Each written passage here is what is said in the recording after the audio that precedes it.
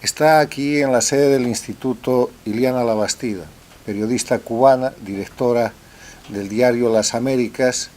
y una permanente alentadora, impulsora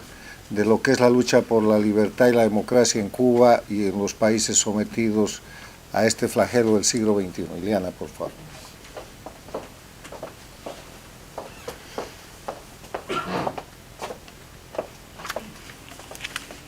Muchas gracias, muy buenas tardes a todos.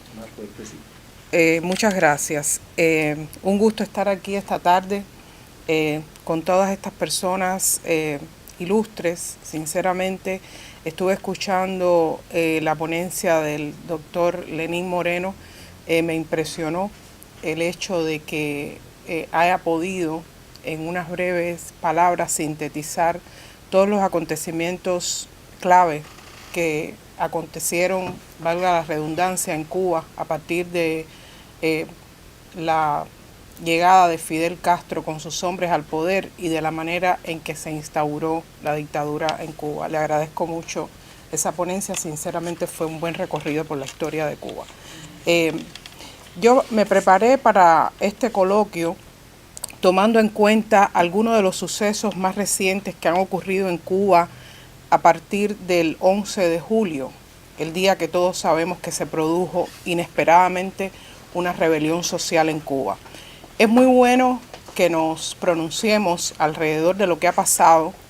y también que para mí como cubana encuentro una gran satisfacción en el hecho de ver que tantas personalidades en el continente se estén interesando en ver lo que ha ocurrido en Cuba. Pero también es importante ir señalando que en la medida que ha habido reacción de parte de las personalidades interesadas en la democracia y aquí específicamente en Estados Unidos, de la comunidad cubana y otras ciudades del mundo donde existe, también es necesario recalcar que en esa misma medida que ha habido apoyo al pueblo de Cuba, ha aumentado la represión en Cuba. Hay acontecimientos específicos que yo traje en mis apuntes para mencionar,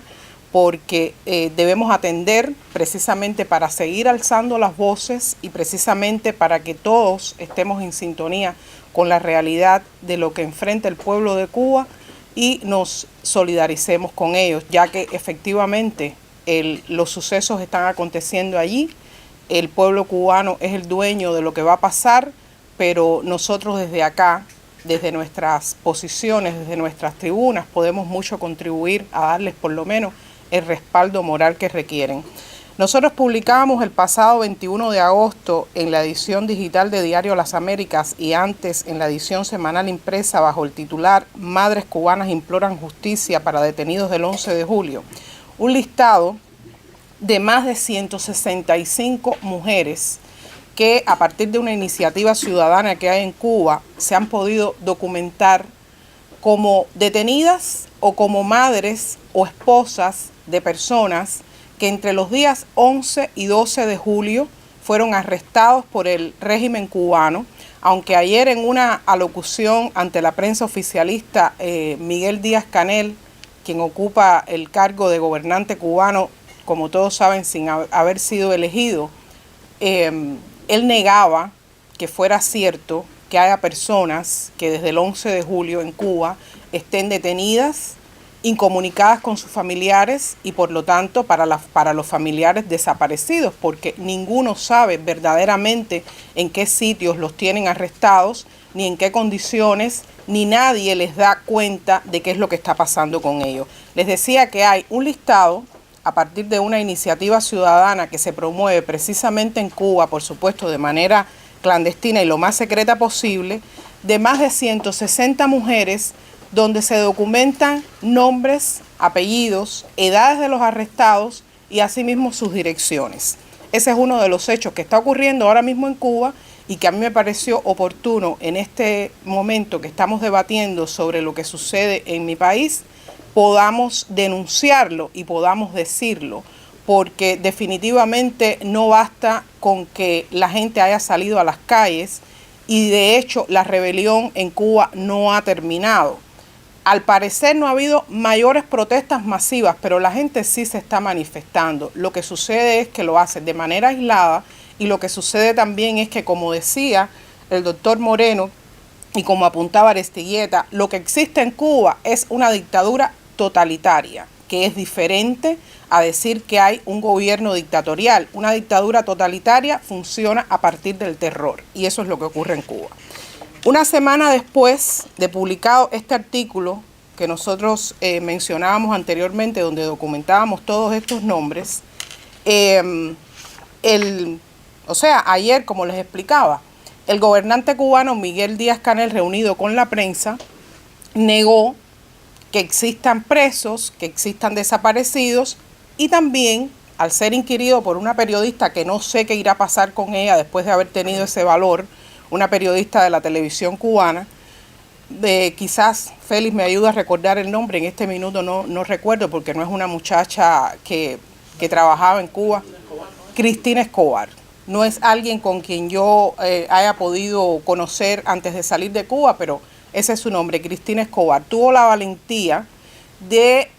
reclamarle a Díaz-Canel por el discurso de odio con el que él había incitado a los llamados revolucionarios a salir a las calles a defender la revolución. Como decían anteriormente quienes me precedieron, son mitos, son palabras, diríamos que palabras, frases clave que a través de los años, de estos 62 años en Cuba, se han utilizado y han funcionado. Entonces,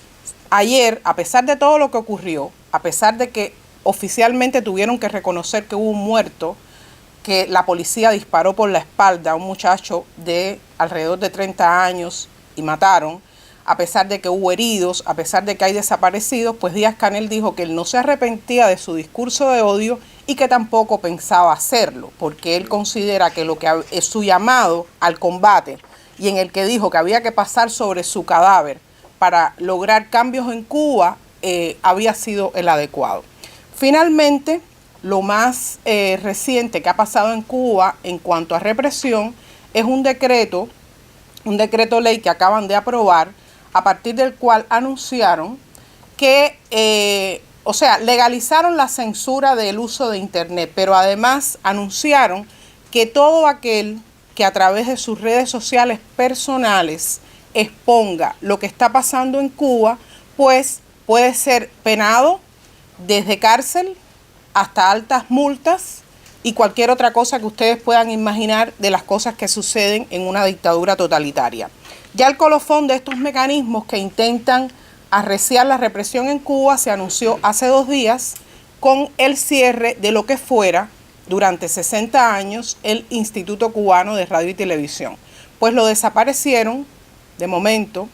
y lo que anunciaron es que van a establecer un departamento controlado a su vez por el Estado cubano, donde además de seguir el control como hasta ahora ha pasado, porque no es que no hubiese control sobre la radio y la televisión cubana, todos sabemos,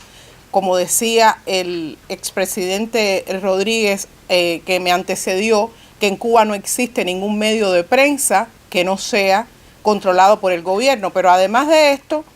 ese Instituto Cubano de Radio y Televisión que hasta ahora controlaba la radio y la televisión va a pasar a controlar el uso del espacio cibernético, es decir, de la Internet.